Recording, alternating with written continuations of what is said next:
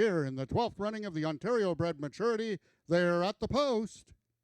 And they're off. Had to be Ivory has broken best. Towards the inside, first Cold Wave, and further back we have Heart of the Sun and Had to be Relentless. Had to be Ivory showing his dominance. Just true talent under a hand ride by Brian Bell has won his 8th race in a row, winning the Ontario Bred Maturity. Stablemate Had to be Relentless was second, and third was number 4, Heart of the Sun.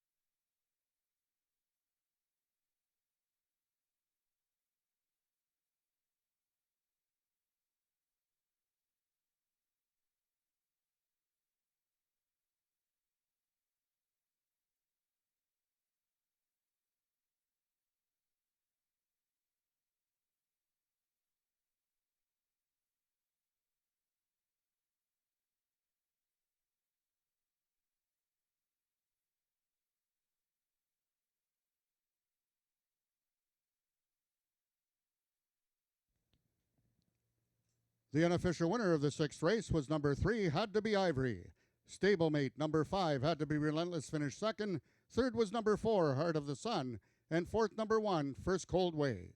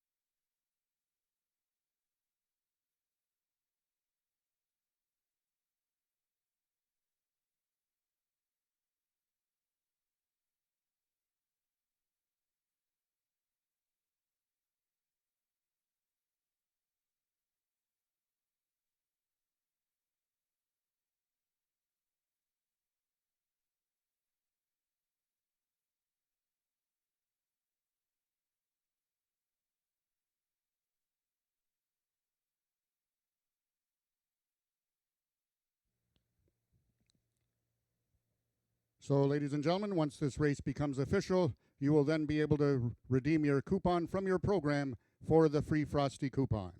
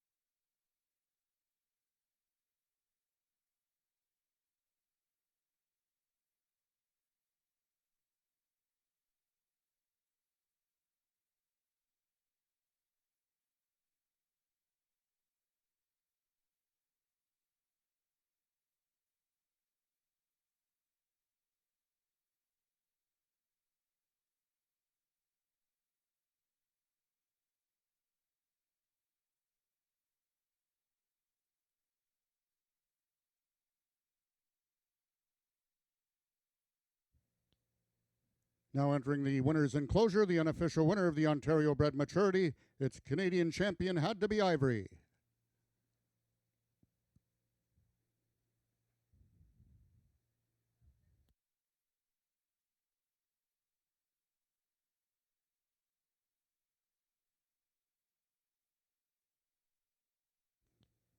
The results of the sixth race are now official. The winner is number 3, Had to Be Ivory.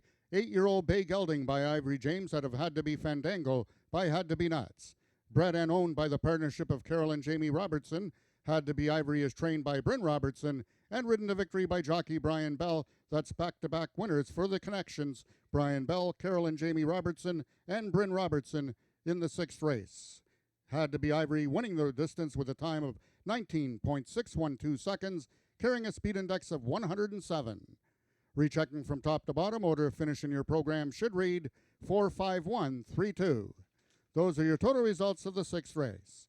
In this upcoming seventh race, just the following overweights. Number 1, Blue Eyed Merlin, 4 pounds over. Number 3, Fast Streakin' Nick, 6 pounds over. And number 5, Hanover Hill Teresa, 1 pound over.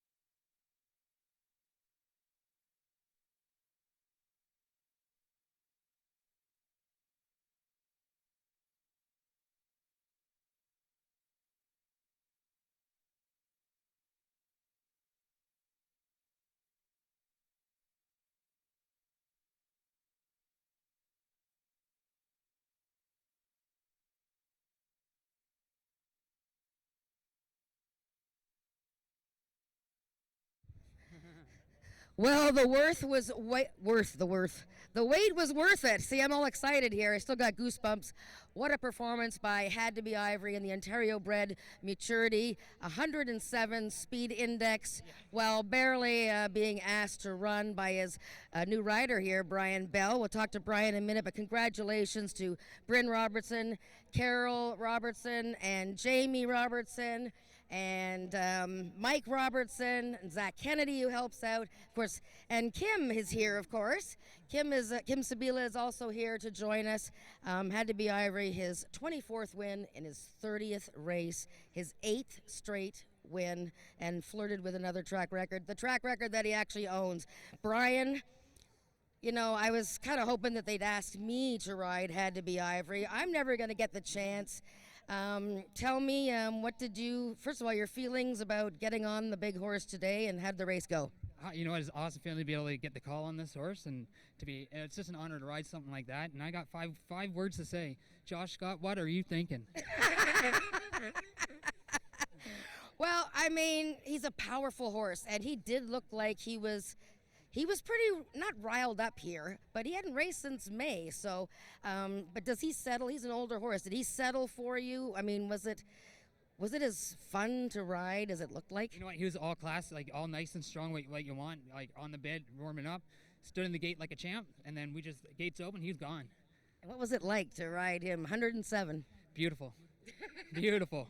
And you won the previous race too on One Fabulous Wave, so a very nice day. You and your new buddies here, the Robertsons. Yeah, and I can say thank you very much to the whole crew. Well done, Brian. We'll let you go. Well done. Yeah, right. All right. Thank you again. Well done. Bryn, Carol, and Kim, great family story here. I mean, I've been to their farm. They train their horses at the farm. Mike does all the shoeing and the galloping, and all the families involved. Bryn, you were a little worried that he might have been a bit stale, as you said, but boy, oh boy, he wasn't stale. No, not at all. I mean, he broke straight and strong, and then his ears were up. Yeah, he always runs when he's really running. He puts his ears up and he's looking down the track. He never seems to have to put himself out. Is this kind of weird? He doesn't look like he's sort of all in. Like it's been a while since he's won by like a nose or anything. Oh yeah, he usually wins if he go by lengths, 2-3 lengths a lot of times. And he broke out of the gate. He was on top of the first jump, and Brian didn't even have to stick him. He just hand rode him, and he just opened up and kept going.